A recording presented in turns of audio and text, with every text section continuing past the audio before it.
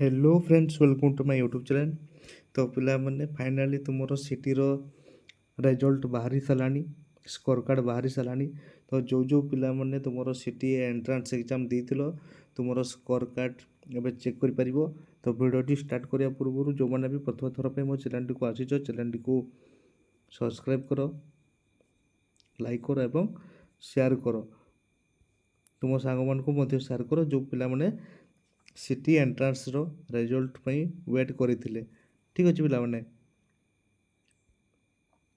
तो तुमरो रिजल्ट केमती तुम चेक कर तुम फोन रे। तो प्रथम तुम तुम साम पोर्टाल ओपन कर जोटा कि तुम क्रोम ब्राउजर को जीव से तुम साम ओडिशा गवर्नमेंट .in में मार से मारी सारापर तुम जो D.LED तुम ऑप्शन आसुव से तुम क्लिक कर क्लिक कर सारापर तुम तुम ये स्कोर कार्ड ऑप्शन आसूँ स्कोर कार्ड तुम क्लिक कर स्कोर कार्ड ओपन कर सारापर ये पिलाने तुम देखिपो पिलाने तुम स्कोर कार्ड अवेलेबल नाउ लेखा आसूची। ठीक अच्छे पिलाने तापर देख पिलाने तौक गलापर देख पिलाने तुम ये डाउनलोड स्कोर कार्ड लेखा बाहर से तुम क्लिक कर क्लिक कर सारापर देख पिलाने तुम ये रोल नंबर तुमको देवाक पड़ो। ठीक अच्छे तुमर जो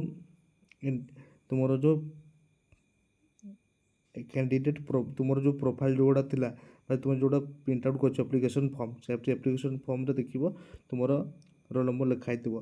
ठीक अच्छे तो ये तुम फिलअप कर तुम पिलाने तुम डेट ऑफ बर्थ देव प्रथम तुम तुम ईयर देव तापर मंथ देव तापर तुम डे देव। ठीक अच्छे दे सारापर तुम तुम साइन इन कर साइन इन कर सारापर पिलाने तुमर जो मार्कसीट आसो ताकू प्रिंट आउट काढ़ी तुम तुम गैलेरी रे सेव कर।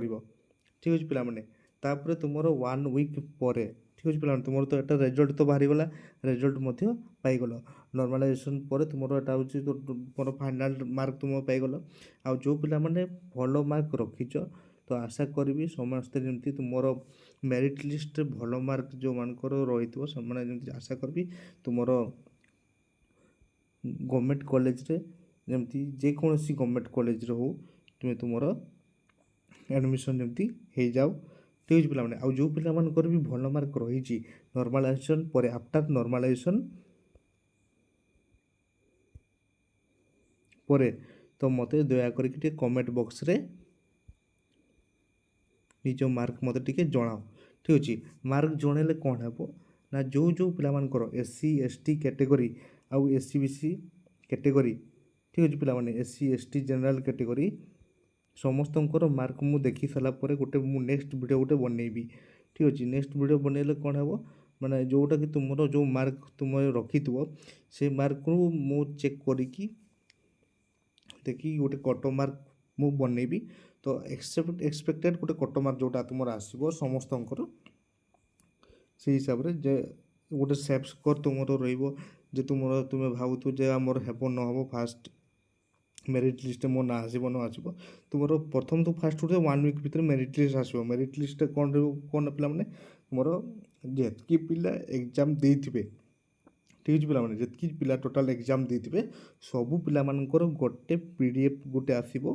ठीक अच्छे से सबू पिलामानकर तुम जो टोटाल पिला केते 78,809 जनकर टोटाल ना पूरा आसो टोटाल मेरिट लिस्ट आसो। ठीक अच्छे तो कौ पिला माने केते मार्क रखी कौन ना सबूर गोटे टोटाल मार्क आसो। ठीक अच्छे जोटा कि तुम मेरिट लिस्ट पूरा टोटालटा तुम हिस्ट्री आसो तापर ताकू एनालाइज करिकी तापर तुम गोटे कट मार्क बाहर SC ST कैटेगरी तुम गोटे एनालाइज गोटे माने कैटेगरी रो तुम माने गोटे कट मार्क तुम आसो। ठीक अच्छे तो मत तुम जब मार्क मत जब कमेंट बॉक्स मत जनइब ताले मु तार गोटे नेक्स्ट वीडियो रे मु अपलोड करी। तो आशा करुच्ची मो भिडियोटी समस्त को भल लगुव। तो पुणी थे मुझे कही रखुच्छी जो जो पिलाने प्रथम थर पर मो चैनल टी प्रथम थर आस मो चैनल टी शेयर कर जो पिलाने तुम माने सिटी एंट्रांस देइचंती। ठीक अच्छे सिटी एंट्रांस देइचंती से शेयर कर आ चैनल को सब्सक्राइब करने को भूलिबो नहीं। ठीक अच्छे पिलाने ତାପରେ ଆଉ ଗୋଟେ ଜିନିଷ ପିଲାମାନେ ମନେ ରଖ, ତୁମର ଯେତେବେଳେ ଆଡ଼ମିସନ୍ ଯେତେବେଳେ ହେବ, ଆଡ଼ମିସନ୍ ଟାଇମ୍ରେ କ'ଣ କ'ଣ ଡକୁମେଣ୍ଟ ସବୁ ଦରକାର ଆଗୁଆ ରେଡ଼ି କରି ରଖିଥିବ, ତାହା ମଧ୍ୟ ମୁଁ ଏଇ ଭିଡ଼ିଓରେ କହିଦେଉଛି। ଦେଖ ପିଲାମାନେ, ଏଠି ଦେଖ ପିଲାମାନେ, document to be submitted at the time of admission. Admission ଟାଇମ୍ରେ କ'ଣ କ'ଣ ଡକୁମେଣ୍ଟ ତୁମର ସବମିଟ୍ କରିବାକୁ ହେବ।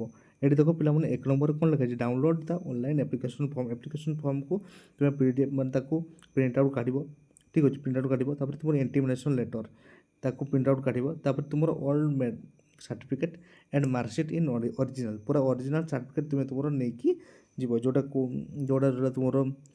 ତୁମର ରହିବ 10th ରହିବ, ଠିକ୍ ଅଛି ପିଲାମାନେ, 10th ତାପରେ ତୁମର +2 ହେଲା, 10th +2 ମାର୍କସିଟ୍ ନେଇକି ଯିବ। ତାପରେ ତୁମର ପିଲାମାନେ ମନେ ରଖ ପିଲାମାନେ, ତୁମର ଯେଉଁ certificate of headmaster school and effect, ଯେଉଁଟାକି ତୁମର ଏଟା ହେଉଛି ତୁମର ଯେଉଁ ପିଲାମାନଙ୍କର ଓଡ଼ିଆ ସାର୍ଟିଫିକେଟ୍ ଥିବ, ମାନେ ଓଡ଼ିଆ ମାନେ ଯେଉଁଟା +2ରେ ତୁମେ ଓଡ଼ିଆରେ ଥିବ ନା, ତୁମର ଓଡ଼ିଆ ଥିବ, ତା'ର ତ ତୁମ ସେଇ +2 ସାର୍ଟିଫିକେଟ୍ ଦେଲେ ବି ଚଳିବ। ଆଉ ଯେଉଁ ପିଲାମାନଙ୍କର ଓଡ଼ିଆ ନଥିବ, MIL ସବଜେକ୍ଟ ନଥିବ, ତଥାପି ବି ତୁମର ସେଇ CBSE ପିଲାମାନଙ୍କ କଥା କୁହାହେଉଛି ଏଠି, CBSE ପିଲାମାନଙ୍କୁ ତୁମର ସେଠି ତାହା ମଧ୍ୟ ତୁମେ ମେଟ୍ରିକ୍ର ମଧ୍ୟ ତୁମେ ଦେଖାଇ ପାରିବ, ଠିକ୍ ଅଛି ପିଲାମାନେ। ତା ବାଦରେ ତୁମେ ପିଲାମାନେ ମନେ ରଖ, ତୁମର ଯେଉଁ ରେସିଡେଣ୍ଟ ସାର୍ଟିଫିକେଟ୍ ରହୁଛି, ରେସିଡେଣ୍ଟ ସାର୍ଟିଫିକେଟ୍ ଯେମିତି ରିସେଣ୍ଟ ହେଇଥିବା ଦରକାର, ଠିକ୍ ଅଛି। ତାପରେ ମନେ ରଖ, ତୁମର ଯେଉଁ କାଷ୍ଟ ସାର୍ଟିଫିକେଟ୍ ରହୁଛି, SC ST ଆଉ SBC ପିଲା, ତୁମର caste certificate, recent caste certificate ନିହାତି ଜରୁରୀ, ଠିକ୍ ଅଛି ପିଲାମାନେ। 1 ବର୍ଷ ତଳର ଟୋଟାଲି ଏକ୍ସେପ୍ଟେବୁଲ୍ ହେବ ନାହିଁ।